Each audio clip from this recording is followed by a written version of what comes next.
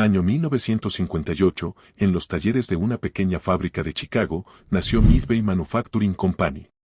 En esos días, el mundo del entretenimiento estaba dominado por el chasquido metálico de las máquinas de pinball, y eso era precisamente lo que Midway sabía hacer.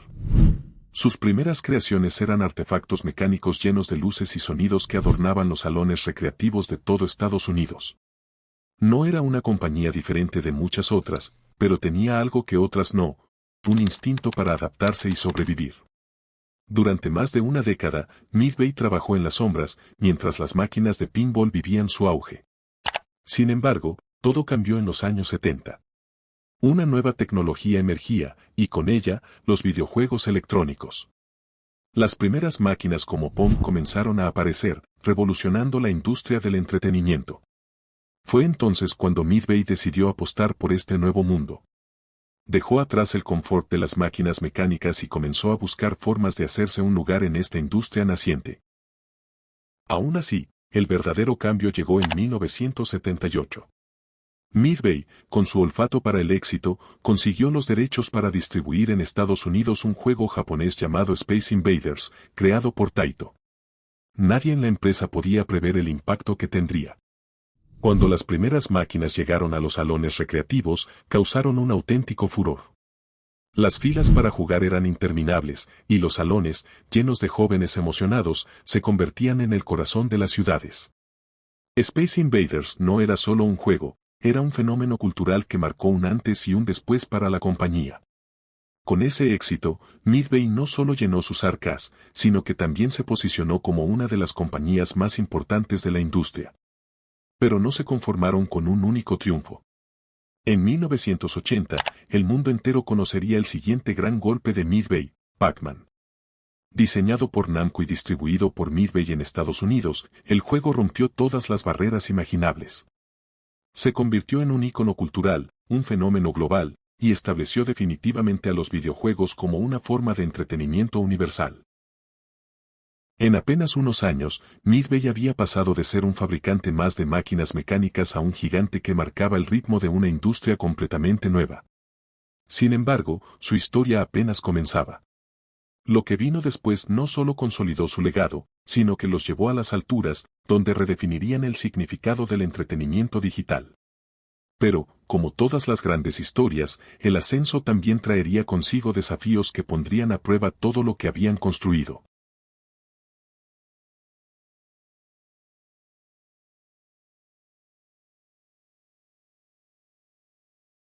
A principios de los años 80, Midway había ganado notoriedad como una de las grandes fuerzas detrás del éxito de los videojuegos en los salones recreativos.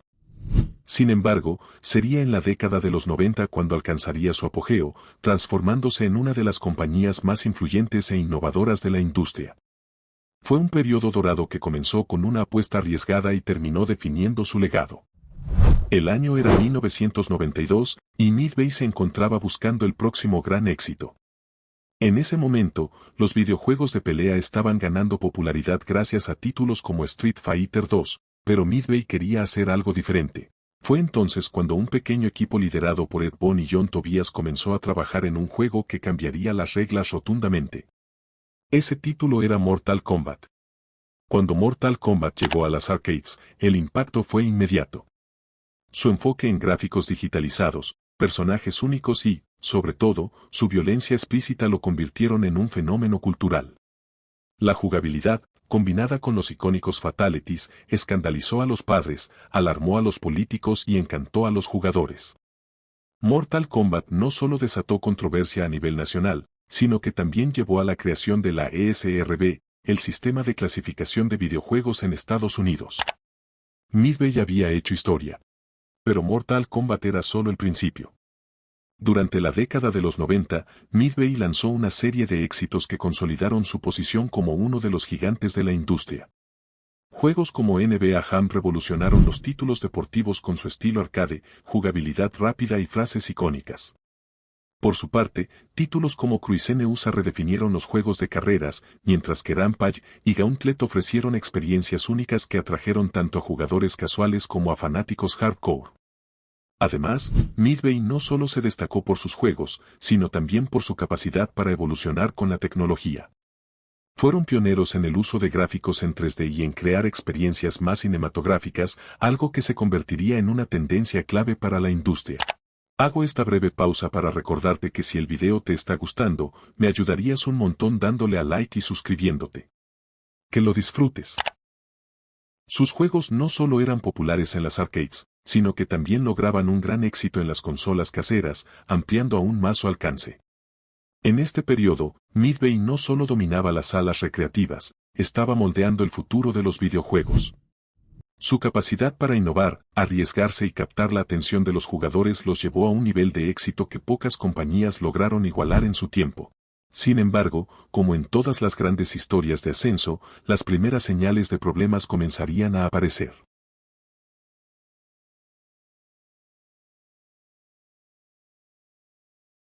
Para finales del siglo XX, Midway Games seguía siendo una de las empresas más reconocidas en la industria de los videojuegos.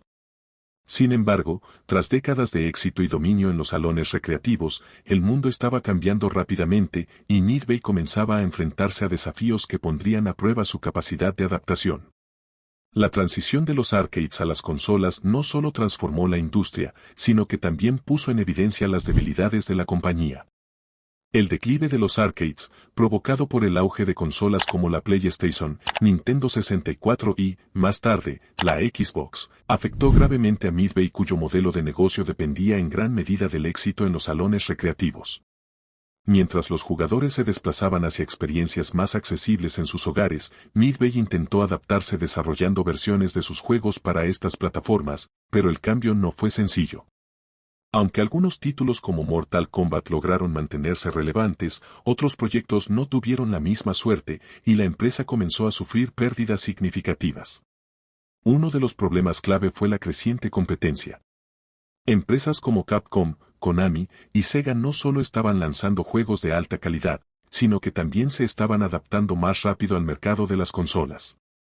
Por su parte, Midway intentó innovar, pero algunas de sus decisiones estratégicas resultaron en fracasos comerciales.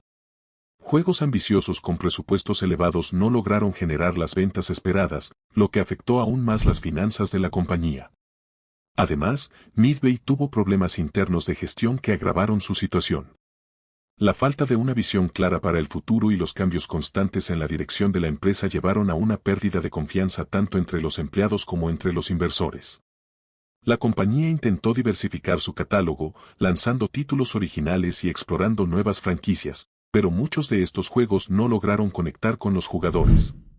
El golpe final llegó con la crisis financiera global de 2008, que dejó a Midway en una posición insostenible.